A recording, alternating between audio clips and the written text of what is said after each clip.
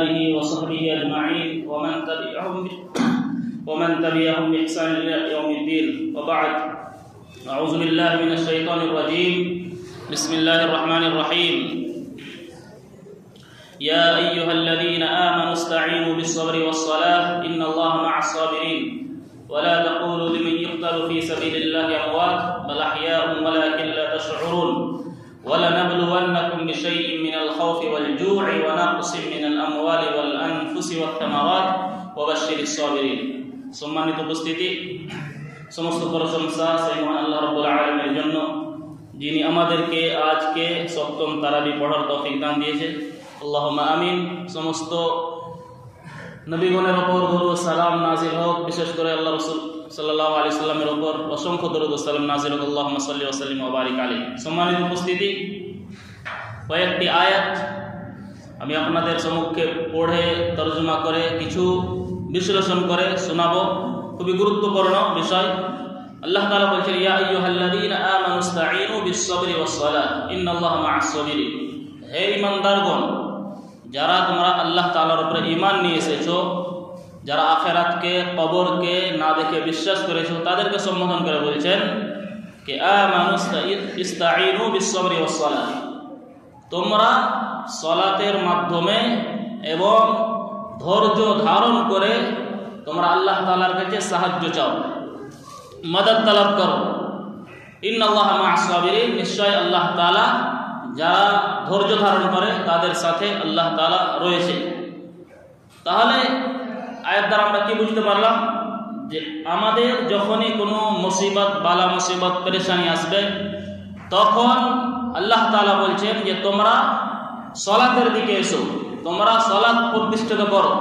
যখনই কোনো মুসিবত আসবে আমাদের উপরে, তখন আল্লাহ রাসূল সাল্লাল্লাহু আলাইহি ওয়াসাল্লাম এটা সিফাত ছিল, এটা সেবা ছিল। যখনই কোনো মুসিবত লাহিক হতো, তখন নবী করিম সাল্লাল্লাহু আলাইহি ওয়াসাল্লাম সালাতে দাঁড়িয়ে যেতেন এবং 2 রাকাত সালাত আদায় করতেন। কিন্তু আজ আমরা উল্টো বিষয়, পুরোপুরি উল্টো।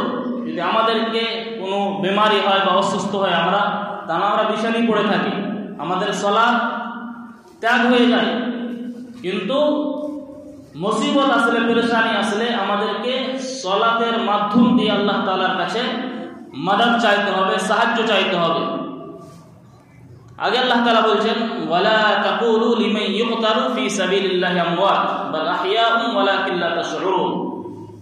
যে তোমরা যারা আল্লাহর রাস্তায় শহীদ হয়ে গেছে তাদেরকে মুর্দা বলো না, তাদেরকে মৃত্যু বলো না, যে তারা মরে গেছে। বাল আহইয়া, বরং তারা জীবিত রয়েছে। ওয়ালাকিন লা তাশউরুন, বরং তোমরা জানো না, তোমরা বেশউর হয়ে আছো। তাহলে আল্লাহ তাআলা কেন বললেন এখানে যে তোমরা শহীদ ব্যক্তিদেরকে মুর্দা বলো না, তারা জীবিত রয়েছে? এর কারণ কি? আল্লাহ তাআলা, কেননা যারা শহীদ, আল্লাহর রাস্তায় শহীদ হয়ে যায়, তাদের মর্যাদা খুবই উপরে। তাই জন্য আল্লাহ তাআলা তাদের তাকরীম, তাদের ইজ্জত করে বলছে যে তাদেরকে মুর্দা বলো না, তারা জীবিত।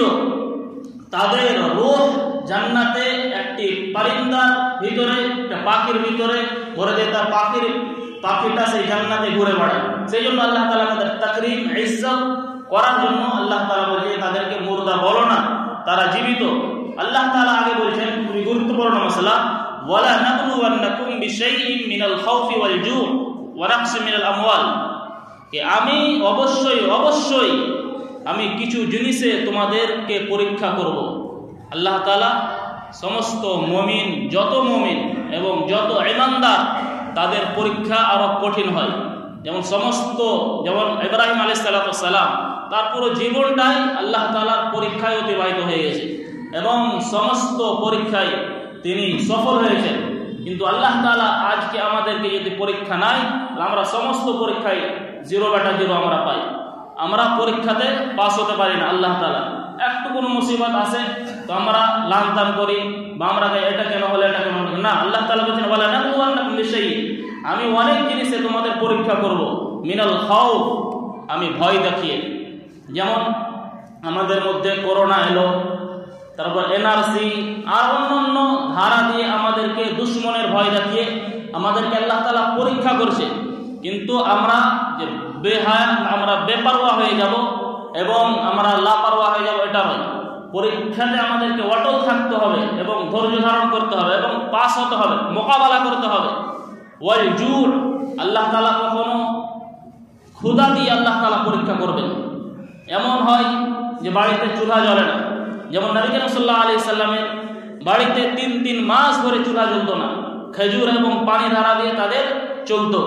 কিন্তু নবীগণ তারা পরীক্ষাতে পাস হয়েছে, তারা ধৈর্য ধারণ করেছে এবং তারা জান্নাত লাভ করেছেন। ওয়া নাকসিম মিনাল আমওয়াল, এবং ফলের কমি দিয়ে এবং মালকে বরবাদ করে, যে আমাদের প্রপার্টি আছে সেগুলোকে বরবাদ করে আমি কখনো কখনো মানুষকে পরীক্ষা নিব।